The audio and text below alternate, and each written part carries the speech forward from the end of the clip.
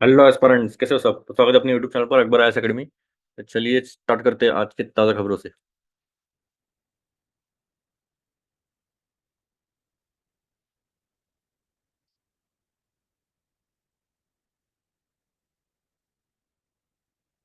तो आज है 28 अक्टूबर। देखते हैं। India's first aircraft final assembly line in the private sector by Pedro Sanchez Perez Castejon, Spain. भारतीय वायुसेना। India's first aerospace project under make in India for the Indian air force was India first aircraft final assembly line in the private sector. Nice. Shouldn't downplay or exaggerate Israel's attack, Khamenei as Iran weighs response.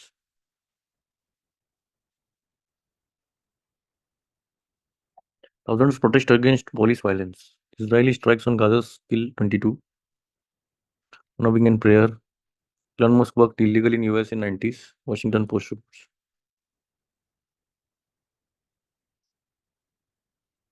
When PM reaches today for inaugural of India's first private facility. वही news थी।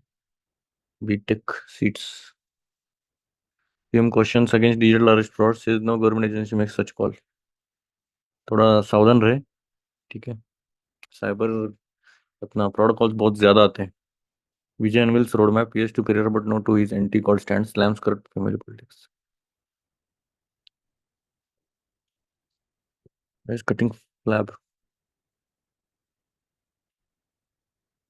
Amid bit to go get UNESCO tag. There's dinosaur park a picture of neglect.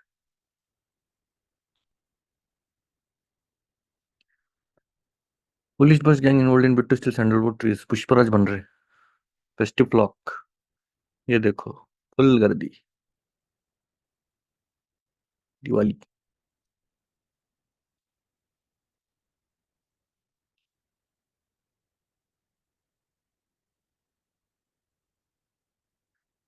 Politics ही ज्यादा रहेगा।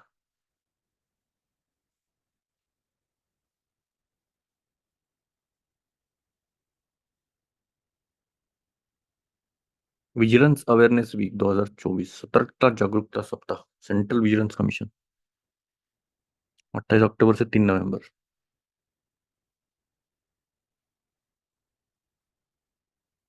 BJP Arun can't win but will be single largest party.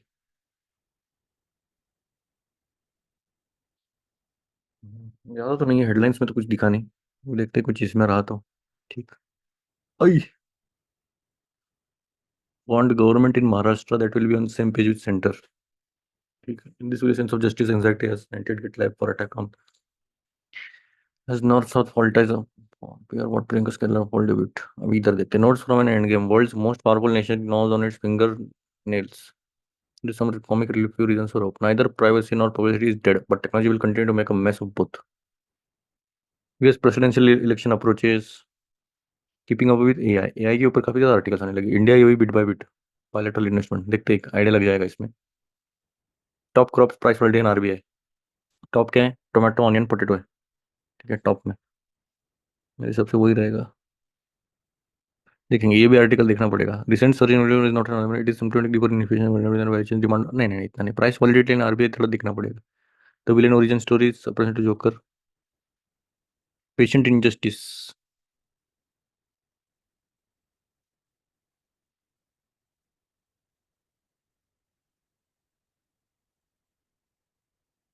हम्म। कहाँ से शुरुआत करें? AI देखते हैं। यूएई देखेंगे। प्राइस वॉलिटिलिटी इतना कुछ नहीं रहेगा इसमें, ज्यादा तो रेट्स पर ही चलते हैं। ये थोड़ा भी देख सकते हैं हम। पेटेंट पेशेंट नहीं है वो, पेटेंट इनजस्टिस है। Significant livestock census species it will cover. हाँ, ये इंपॉर्टेंट है वैसे। Election and farm sector health. ये देख सकते हैं वैसे। There is no doubt in Maharashtra this time along with two polls. नहीं नहीं नहीं। टार्डिग्राड्स पता है क्या है? ये ऐसे जीव है जो -80 डिग्री -70 डिग्री तक का तापमान झेल सकते हैं, फिर भी जिंदा रहेंगे। आप उन्हें स्पेस में डालो फिर भी जिंदा रहेंगे। उनको ऑक्सीजन की ज्यादा जरूरत नहीं रहती है। आप उनको डीप सी लेवल तक, ऑलमोस्ट जो मारियाना ट्रेंच है वहां तक लेके जाओ, फिर भी जिंदा रहेंगे, उतना प्रेशर कर सकते हैं। अभी तो ये भी आ रहा है कि रेडिएशन भी संभाल सकते हैं, इवन वॉल्केनोज में भी ये जिंदा रह सकते हैं। मतलब इतना टेम्परेचर का इनके पास इतना कैपेसिटी है। तो इतने खतरनाक जीव, और ये ऑलमोस्ट डायनासोर के टाइम से अभी तक है। मतलब ये ज़्यादा जनरली इनका लाइफ स्पैन भी बहुत ज़्यादा बड़ा है, तो इस पर अभी रिसर्च कर रहे हैं शायद ये, कि चल क्या रहा है इनका।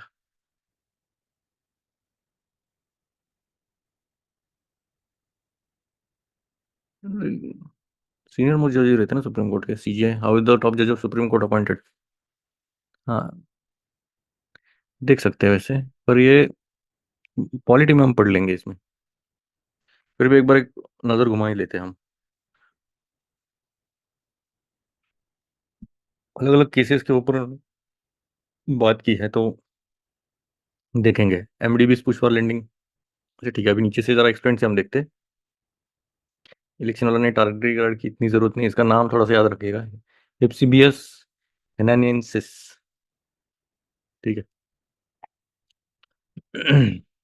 लाइफ स्टॉक वाला देखते हैं, चलो एक्सपेंड से चालू करते हैं।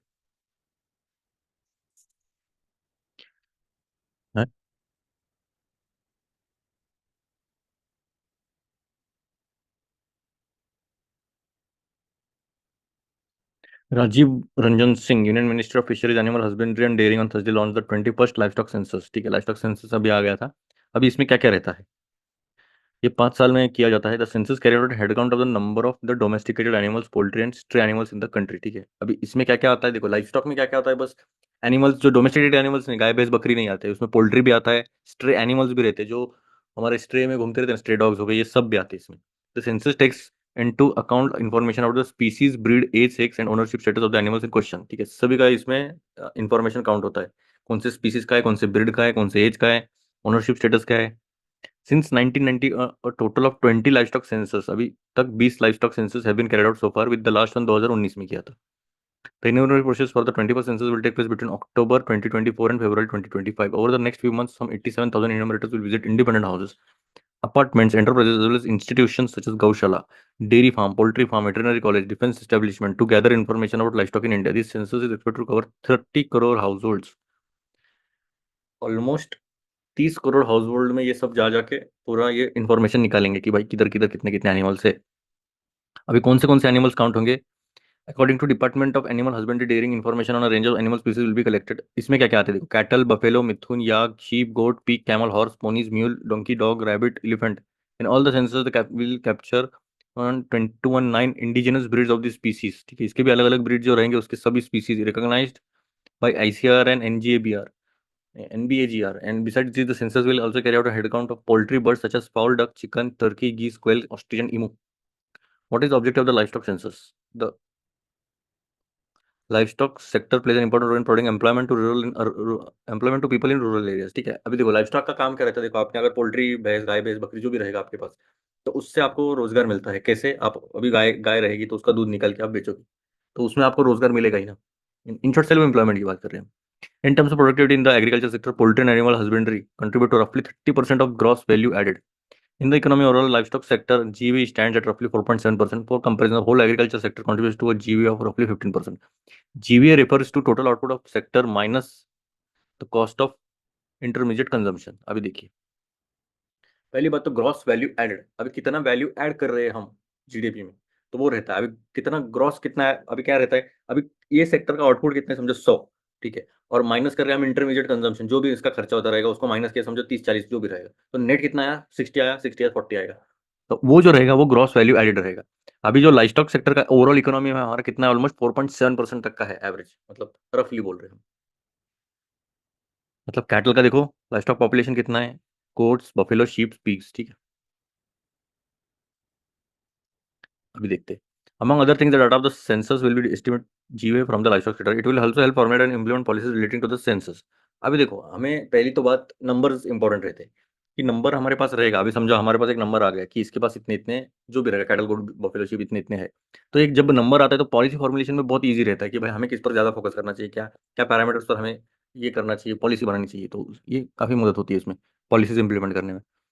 Livestock sanction shapes policies ensure sustainable growth of India's livestock sector. अच्छा ठीक है, the data from the census will be crucial to track progress of achieving sustainable development goals. देखिए, हमने अभी तक सस्टेनेबल डेवलपमेंट गोल्स अपने अगर पढ़ा नहीं है तो पढ़ लीजिएगा, ठीक है।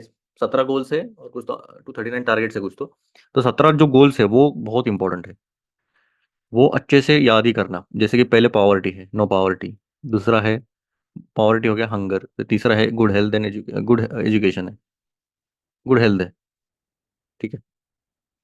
फिर 4 है एजुकेशन। फिफ्थ है जेंडर इक्वेलिटी। ऐसे करते करते आपको पूरा याद ही रखना है ये। अभी इसकी ट्रिक है वो मैं कोर्स में बताऊंगा, इसमें नहीं बताने वाला। The life census will provide data pertaining to goal 2। जैसे मैंने बताया गोल 2 क्या है, hunger, zero hunger, and target 2.5 to maintain genetic diversity in food and nutrition, specifically indicator 2.5.2 the percentage of local livestock breed data at risk of extinction. देखो हमारा जो SDG number 2 गोल है तो वो क्या है, जीरो हंगर। उसमें भी एक टारगेट है 2.5 में, उस पर भी सब कैटेगराइजेशन किया है। तो उसमें एक genetic diversity in food nutrition है, उसमें भी एक स्पेसिफिक इंडिकेटर है। उसमें भी आता है कि जो लाइफस्टॉक का जो ब्रीड है वो एक्सटिंक्शन पर है, कितना परसेंटेज एक्सटिंक्शन पर। तो ऐसा देखा जाए तो हम एसडीजी गोल को ट्रैक कर सकते हैं progress. What will remain the same and what will change in the exercise? अच्छा ठीक है, the census this time will be fully digitized, just as the last one was in 2019. This will include online data collection through a mobile application, monitoring at various levels through digital dashboard, capturing the latitude and longitude of a data collection location, generation of livestock census report through software. देखिए ये आता है technology का use इसमें। पहली बात तो एक तो किया इन्होंने डिजिटलाइजेशन, ठीक है। डिजिटाइज किया पूरा इंफॉर्मेशन, उससे क्या होगा, मिस काउंटिंग नहीं होगी, डबल काउंटिंग नहीं होती है इसमें, ह्यूमन एरर्स के चांसेस बहुत ही लो हो जाते हैं। एक ये हो गया। फिर आता है इन्होंने एक एप्लीकेशन बनाया, उसमें सब ये जो सॉफ्टवेयर है, डिजिटल डैशबोर्ड रहेगा, उसमें सब पूरा लैटिट्यूड लॉन्गिट्यूड जो डाटा कलेक्शन का है लोकेशन का वो पूरा ट्रेस करेंगे। और generation of livestock census report software से ही बनेगा पूरा।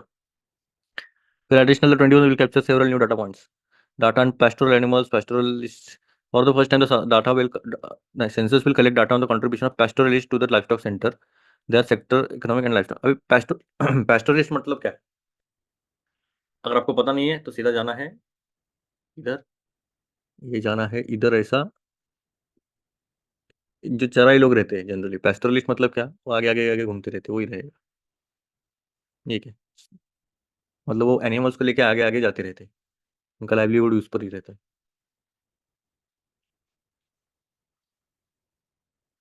शीप और कैटल फार्मर, ठीक है। उतना ही है, चलो ठीक है, कोई नहीं। तो इसका डाटा पहली बार लिया जाएगा, ये प्रीलिम पॉइंट ऑफ व्यू से इंपॉर्टेंट हो जाएगा। फिर कि लाइफस्टॉक सेंसस कितने बार हुआ है, कब से स्टार्ट हुआ है, ये क्वेश्चन बन सकता है। और इसका थोड़ा सा कौन से एनिमल्स इंक्लूड रहते हैं, फिर ये काउंटिंग कौन से एनिमल्स, इतना तो नहीं पूछेंगे क्योंकि बहुत ज़्यादा है। इसका कितना कंट्रीब्यूशन है हमारे जीडीपी में, सबसे ज़्यादा कौन सा है लाइफस्टॉक में, तो कैटल है, फिर गोट है, फिर बफेलो है, फिर शीप है। ये भी क्वेश्चन आ सकता है कि इंक्रीजिंग ऑर्डर डिक्रीजिंग ऑर्डर में बताइए लाइफस्टॉक कितना किसका क्या क्या है। More details on granular information, the census will find out the proportion of household whose major incomes comes from the livestock sector, it will contain data gender. अच्छा ठीक है, ये छोड़ो, आइडिया लग गया लाइफस्टॉक सेंसस क्या है। इलेक्शन एंड फार्म सेक्टर मेरे हिसाब से देखना चाहिए, पर ये महाराष्ट्र की बात करें तो ना ना के बराबर। अभी हम एआई देखते।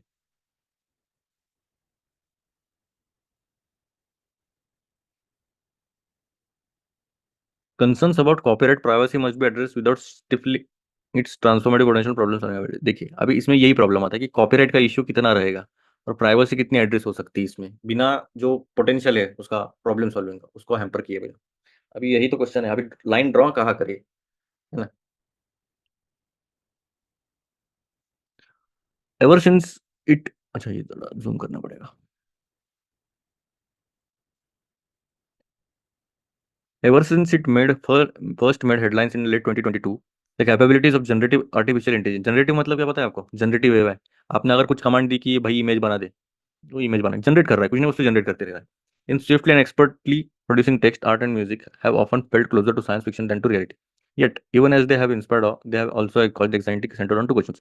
Could AI ever fully replace humans? What is owed to those on whose original creations, including artisanal paintings, songs, and film, has been trained to generate its own content? अब कितने हद तक एआई खुद का content ही मतलब own generate कर सकता है क्या, या फिर दूसरे का लेकर कॉपीराइट भी हो सकते हैं ना, चांसेस ज्यादा रह सकते हैं। These questions are also at the heart of the legal action taken on October 21 by Dow Jones, parent company of the Wall Street Journal and the New York Post, against startup Perplexity AI, accusing it of massive amount of illegal copying from the publication's copyright work। अभी इनके ऊपर एक आरोप लगने लग गया है कि भाई इलीगल कॉपिंग कर रहा है ये। Along with other lawsuits filed over the last year, including against OpenAI and Microsoft, it trains the spotlight on what has come to be one of the most fraught aspects of the AI story, where the new technology is cast on not only as a threat to jobs but to human creativity itself. अभी creativity के ऊपर भी question आने लगे, अभी creativity के ऊपर कितना आंच आ सकती है वो दिखेंगे, अभी थ्रेट तो आने लग गए हैं. This latest chapter in the history of technology in a sense no different from previous ones, whether it was the printing press, photography, or even the internet. Anxiety about how new technology might alter society has long cast a shadow over human ingenuity. Legal action connected to AI could show the way towards addressing such concerns, but they must not be allowed to stifle the growth of technology that has a huge transformative potential. वही question है कि भाई जो legal action है AI के against, जो भी आप ले रहे हो, एड्रेस कर रहे हो इतने कंसर्न्स को, तो वो हैम्पर नहीं करना चाहिए जो एआई का अच्छे से यूज हो कर पा रहे हैं हम जो ग्रोथ के लिए, तो उसमें ज्यादा बाधा नहीं आनी चाहिए. AI represents a paradigm shift in how long standing and complex question in field of such as physics, mathematics, medicine address. A fact a fact acknowledged by the Nobel Committee this year, while the Physics Prize recognized the foundation for that enables machine learning with artificial neural networks, जैसे मैंने बताया powering AI generative capabilities. The Chemistry Prize recognized the use of AI in decoding and creating proteins. हमने ये भी देखा था. Further, that has huge implications for discovering new drugs and curing ailments arising from proteins like Parkinson's disease and Alzheimer's. देखो, AI में इतना potential है कि अगर आपने उसको, मतलब अभी यहाँ तो हम आर्टिफिशियल न्यूरल नेटवर्क्स का यूज कर रहे हैं, मतलब क्या है, वो सीधा ब्रेन की तरह काम करेगा, मतलब जैसा आप उसको सिखाओगे वैसा वो सीखेगा, ठीक है, मशीन लर्निंग बोलते हैं उसे. तो उसको अभी हमने ये भी दिया और अभी ये भी डिकोड करने की कोशिश कर रहे हैं कि कौन से प्रोटीन्स की वजह से क्या क्या हो रहा है. अभी प्रोटीन्स बहुत बेसिक एलिमेंट रहते हैं डीएनए में, तो डीएनए का अगर कुछ हमने ऐसा कुछ उसको बोल दिया, कॉम्प्लेक्स बहुत कॉम्प्लेक्स रहता है प्रोटीन्स, अगर डिसऑर्डर जो भी रहते हैं प्रोटीन के, तो वो अगर हमने सॉल्व किया, तो पार्किंसन डिजीज या फिर अल्जाइमर डिजीज जो ऑलमोस्ट इनक्यूरेबल है, तो वो भी अभी आ जाएगी कि भाई ये हो सकता है कि कुछ ना कुछ तो नया ड्रग आ जाए इसमें. अभी challenge of AI right now is that it is developing too much, but that it is developing very quickly. The task before stakeholders, including industry and government, is to find a way to keep up address such as copyright, trademark infringement, privacy, and data security. The generation of false information or hallucinations. The ongoing lawsuits, civil society actions like the recent release of public statement by writers, actors, and other creative professional artists, including Nobel laureate Kazuo Ishiguro, highlight this very concern related to dialogue and foundation. अब देखो problem क्या है इसमें, पता है क्या, AI जो है वो काफी फास्ट डेवलप होने लग गया है, और जो स्टेक होल्डर है, जो भी रहेगा, इंडस्ट्री रहेगी, गवर्नमेंट रहेगी, तो उनको वो कीप अप करना बहुत डिफिकल्ट जा रहा है, क्योंकि जैसे कॉपीराइट बोल रहे, ट्रेडमार्क बोल रहे, इन्फ्रिंजमेंट, प्राइवेसी, डाटा सिक्योरिटी, इसका तो एड्रेस करना ही करना चाहिए इसमें इश्यू. और अभी कितने हद तक ये करेंगे कुछ कह नहीं सकते. इवन जो नोबेल लॉरेट्स है या फिर जो भी एक्टर्स है, तो उनको भी एक थोड़ा चिंताजनक है कि भाई आगे जाके ये थोड़ा सा इनके जॉब्स पर भी असर पड़ सकता है. ठीक है.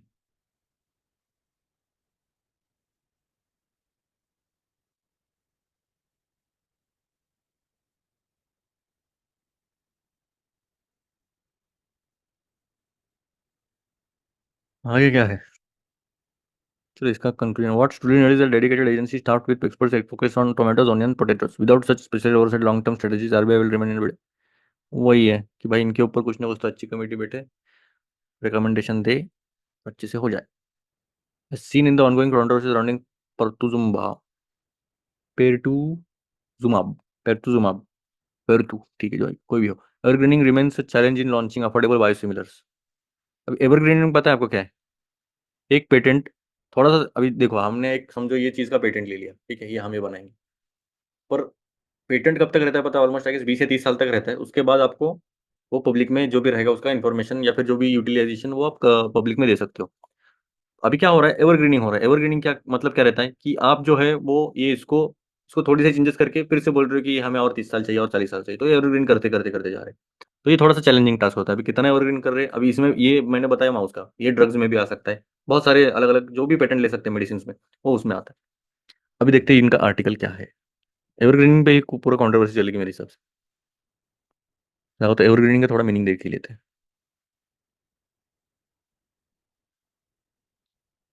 Evergreening,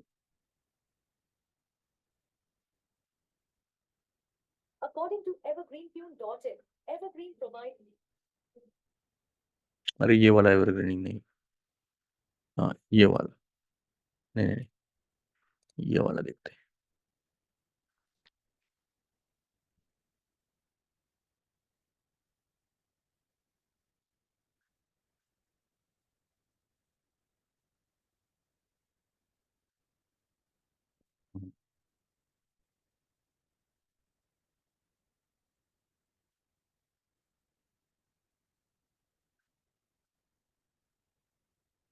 what is evergreening of patents? Practice of tweaking drugs in order to extend their patent term and this thus their profitability. अभी देखिए, वही मैंने बताया, इसमें थोड़ा सा चेंजेस करेंगे भाई, इसका ये निकाल के इधर लगा दिया या फिर कुछ भी कर लिया, तो इसका जो पेटेंट का जो हमारा साल रहते हैं वो आगे बढ़ जाते हैं, तो उसके लिए फिर क्या होता है, ये जो कंपनी रहेगी उसको प्रॉफिटफुल खाने को देखिए आगे साल, वही रहता है। चलो ठीक है, और कुछ चेंजेस तो नहीं है इसमें? नहीं है। चलो आर्टिकल पर आते हैं हम। The Indian biopharmaceutical industry is one of the fastest growing globally and valued at $60 billion. Contributing this is an increase in innovation. The country is now ranked 39th in global innovation index. अभी global innovation index कौन निकालता है?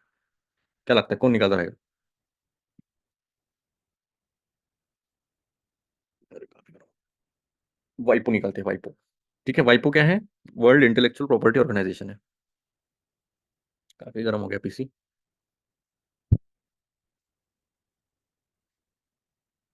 इधर दिया रहेगा। नहीं दिया है क्या? वाइपो ही दिया है, चलो ये वाइपो ही निकालते, डोंट वरी। तो हमारा जो रैंक है 39 आ गए हैं हम 81 से 2015। Pharmaceuticals are medicines made from living cells such as yeast and bacteria as against conventional drugs that are made from chemicals। अभी देखो, बायो फार्मास्यूटिकल्स में बायो मतलब क्या? लाइफ। लाइफ मतलब क्या? जो भी जिंदा लिविंग सेल्स से हम जो भी मेडिसिन बनाते हैं वो रहते हैं बायो बायो फार्मास्यूटिकल्स। तो जो वो कन्वेंशनल ड्रग्स में क्या रहता है, केमिकल्स वगैरह मिला के बनाते हैं, पर इसमें कैसे है? ये अलग रहता है। They have revolutionised the treatment of chronic diseases like cancer, diabetes, cardiovascular disease and serious inflammatory autoimmune diseases. Biopharmaceuticals include biologics and biosimilars. Biosimilars refer to a biologic that is very similar to the one that has been cleared by the authorities of a prescription by doctors. That is why they are also called follow-on biologics. They have same efficacy as the same as the reference biologic and are used to be first biological drug. ठीक है, ये 20 paragraph में क्या बोला है?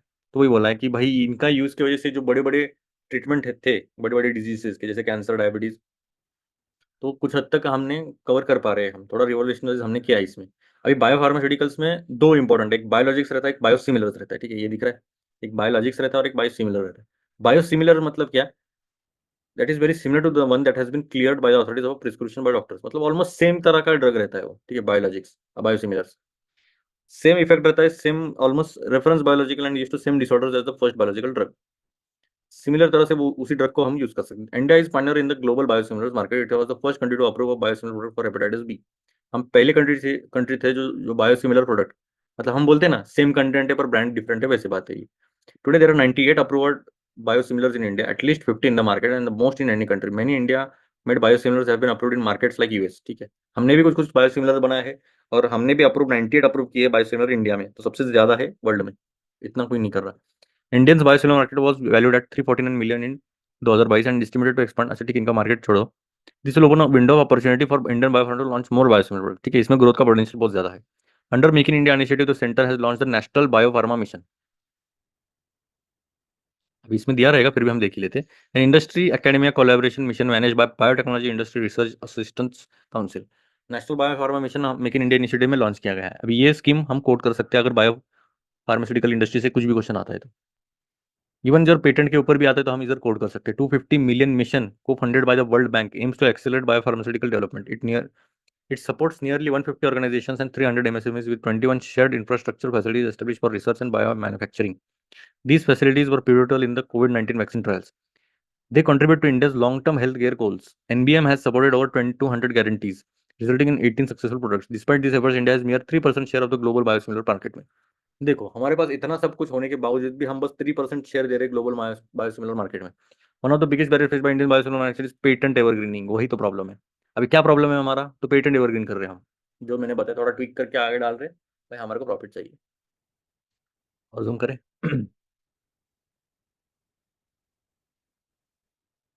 Patents encourage investment in drug development by offering 20 साल of excluding exclusive market access to its holder to recover their R&D investment. After the patent expires, biosimilars lower cost versions of the first drug enter the market, driving the down prices due to their reduced R&D and manufacturing cost. इन सब European country biosimilar nearly 100% market share. मतलब आप समझ रहे हो, जब 20 साल खत्म हो जाएंगे तब ये जो है वो ड्रग वो मार्केट में आ जाएगा लोअर फॉर्म में। और क्योंकि उनका जो R&D में जितना भी खर्चा रहेगा 20 साल तक आप वो उतना रिकवर कर सकते हो, पर ये क्या कर रहे हो, हम ग्रीडी पर्सन। ठीक है, तो यूरोपियन कंट्रीज ने बायोसिमिलर्स का जो मार्केट ऑलमोस्ट 100% मार्केट शेयर है इनका, मतलब ये कितना ऑथेंटिक रखा है इन्होंने। However to extend exclusivity patent holders indulge in patent evergreening. Extending the period of drugs market monopoly. They do this when a patent's life is coming to an end by making minor modifications, which allow them to block and delay entry of biosimilars, thus keeping prices high. For example, the multinational Roche extended the exclusive to biologic used to treat breast cancer by introducing a subcutaneous version just as the original patent was expiring.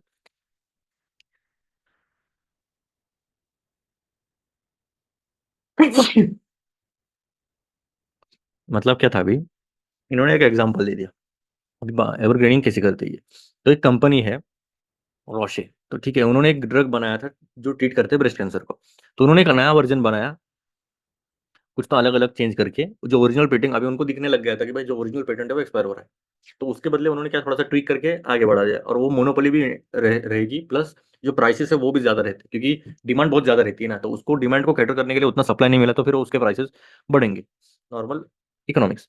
It is estimated that this strategy of patent evergreening cost the US health care system almost 700 million annually, इतना का नुकसान होता है इनको। India's patent legislation, particularly Section 3D of the Patent Act 1970, aims to prevent evergreening by rejecting patents for small innovation that lack substantive improvement.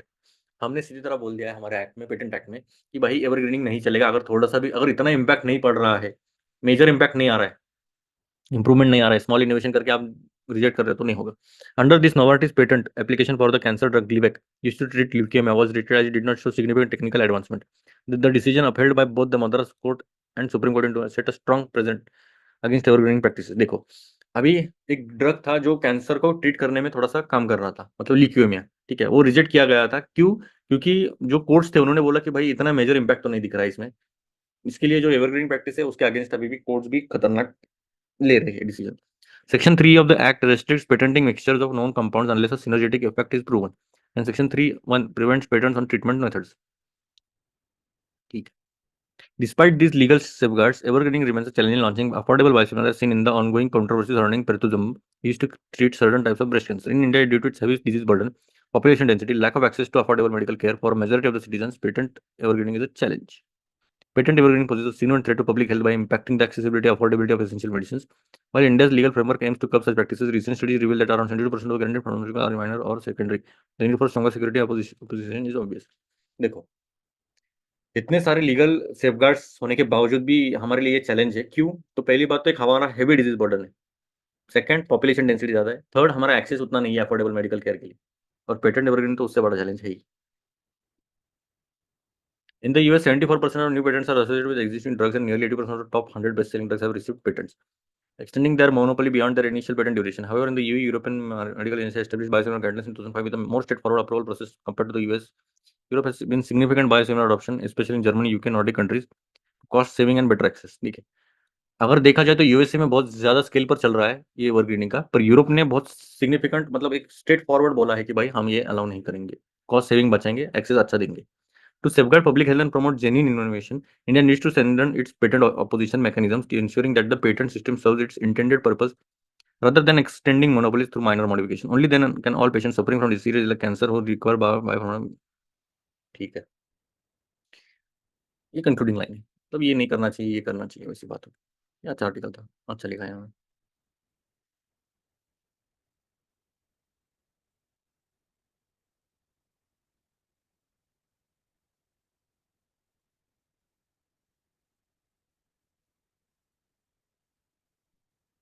और कुछ है देखते नीचे।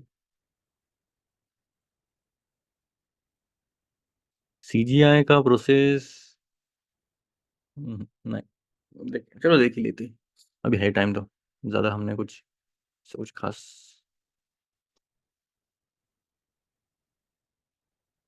The centre on October 24 appointed the justice Sanjiv Khanna as the next chief justice of India. ठीक है, following uploading the recommendation made by CJI DY Chandrachud a week ago, Justice Khanna, the senior most judge in the apex court, will succeed CJI a day after the latter's retirement on November 10th. He will hold the post for a little over 6 months until his retirement on May 13, 2025. CJI's 2 year term is among the longest in recent years. What is the process for appointing CJI? यही तो है। By convention, the senior most judge of the Supreme Court, based on years of experience as a judge in the apex court, becomes the CJI. जो भी senior most judge है वही बनेगा supreme court, जो भी senior most judge है supreme court के वो ही बनेंगे CJI. The process has now been put down in the memorandum of procedure for the appointment of Supreme Court judges. Basis of appointment, the MOP says the appointment of the office of the Chief Justice should be of the senior most judge of the Supreme Court considered fit to hold the office. Even before the MOP was agreed on तो senior most supreme court after सीजा was convent, ठीक है। उसके पहले भी senior most ही था, उसके बाद भी सीनियर मोस्ट ही है। प्रोसेस कैसी बिगिन हुई वो इतना इंपॉर्टेंट नहीं है। सेंट्रल गवर्नमेंट का अप्रूवल इतना है नहीं। Has there been departure from the convention of appointing the, how did democracy come into existence, नहीं इतना इतना तो नहीं है। जो भी है सीनियर मोस्ट जज ही है का मैक्स।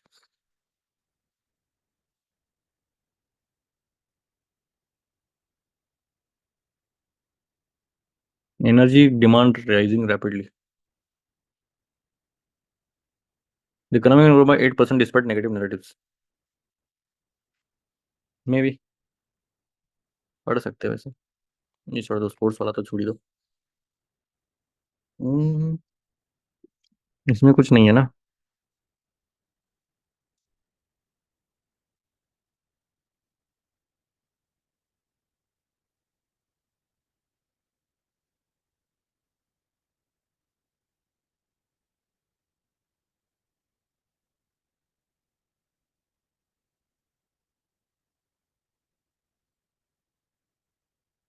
चांसेस आर लेस कि कुछ रहेगा आगे। आज क्या, आज इसमें ज्यादा तो नहीं आया। ठीक है।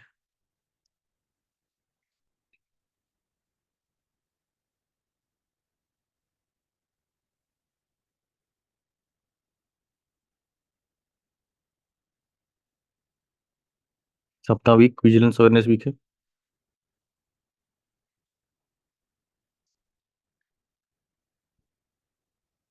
ठीक है फिर, चलिए फिर